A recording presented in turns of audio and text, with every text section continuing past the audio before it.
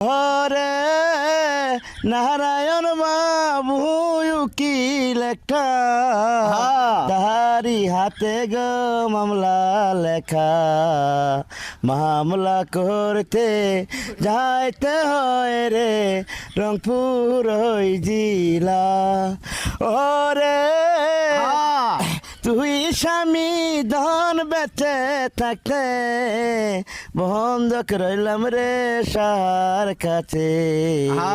5টি টাকা 5টি চাউল দিয়া গেলা রে ওরে আর কর না বেশি দেরি বেলাটা বাজে গো গরি গরি রংপুরেতে আছে মামলা কুটের ফৌজদারি ওরে